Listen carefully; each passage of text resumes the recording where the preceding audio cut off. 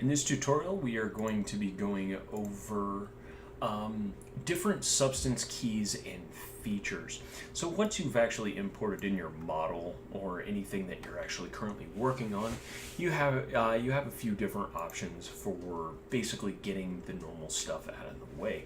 So the differences in this are bakings, the environments, modes, and viewports. This is what I'm going to be going over, as well as some of the other features in this tutorial as well.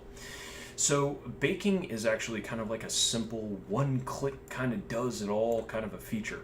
So right down here under texture set settings, which I'll kind of pull this out a little bit so you can see these little tabs here. So texture set settings, basically this allows you to change in real time the size of your texture sheets. So say instead of 2048 and I wanted to render a little bit quicker, or just kind of like speed textures, I can actually drop it down to a 512 if I would like. And plus you can also add in channels.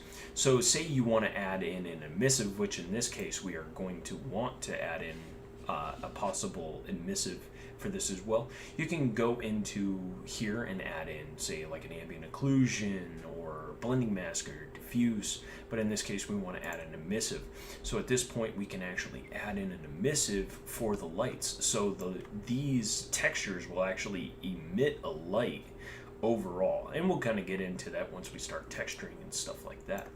So the normal mixing, it's going to be a combine or replace. Replace will basically replace the normals that you might have done in a third-party program such as ZBrush or something like that, but in essence we're just going to leave it at combine. So additional maps, baked textures. So the baked textures is when you click baked textures, it will pop open this little menu here. Right here it will do additional maps, so like you want your normals, world space, normal, ID, ambient occlusion, curvature, position, as well as thickness. And then your output size is, once again, you can select what your output size. I always recommend baking out your textures and what you're actually going to be exporting your textures as. So if you're doing it in 2048, I recommend putting the output size as 2048. You can go all the way up to 8,192, which that is really high resolution and very taxing. But, well, for the sake of this, we're just going to go 2048 by 2048. High poly parameters. A lot of this stuff I leave default overall, and then all you really have to do is just come down here to bake fluorescent light textures, and then it takes a second for it to render and it will put it out. Sometimes you'll get warning pop-ups of certain things. It's just because it's not completely set up for all of your features. So at this point right now we have all of our additional maps baked out at the click of a button, in essence. So it has the normal maps, world space, normal, ambient occlusion, curvature, position, and thickness. Pretty much anything and everything that you've pretty much added into overall. I'm going to close out that warning. So at that point, you're pretty much ready to throw in the world on top of this asset. So sometimes by default you will actually have an environment that is behind here that is actually set up in here, which is set by environment opacity. So what it is the tab is viewer settings. So inside of viewer settings you can change this. You can change the environment blur, bring it down to where it's like, oh hey, it's a wonderful nature land, I have a free floating lamp in the middle of the mountains. You can always change this. So what you would do is you click environment map. So say you're you're building assets for, say, a bus station. So you need lighting and presets for that lighting, which would actually work quite similar for this. You can actually rotate around, you get kind of like the extra lights. It just kind of gives you a place and a meaning for your asset.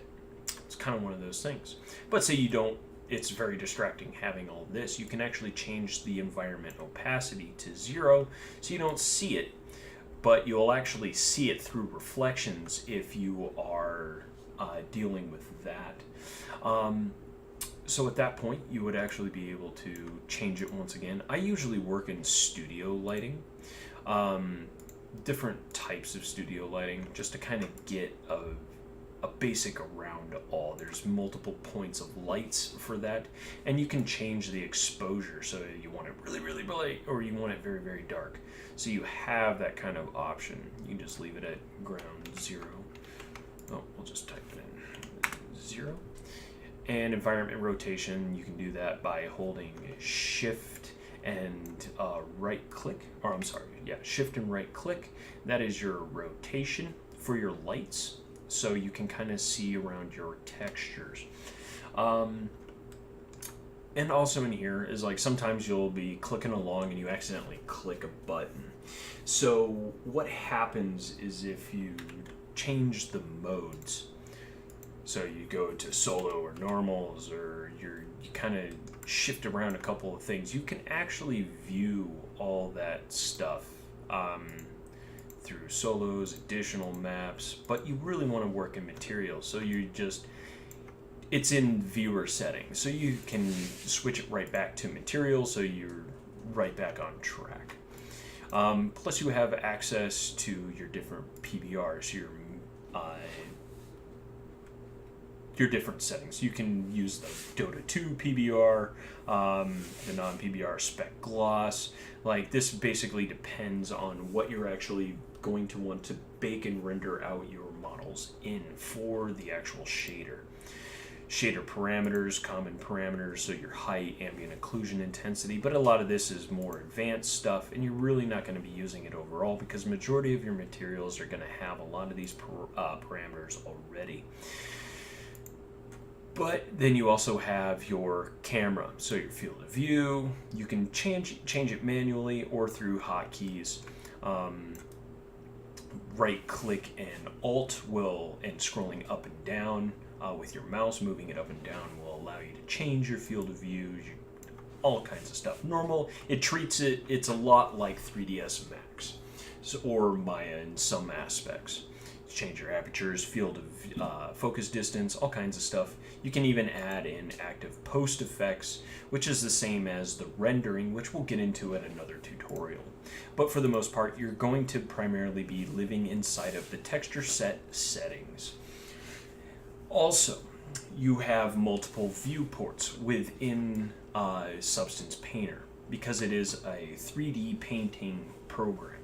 So you have F1, which is the function key F1, and it gives you a split screen between your texture sheet that we did in our unwrap tutorial, as well as the 3D model. Then you have just the 3D model, which is F2, and then you have just the texture sheet, which is F3. At this point, you would be able to work on one or the other.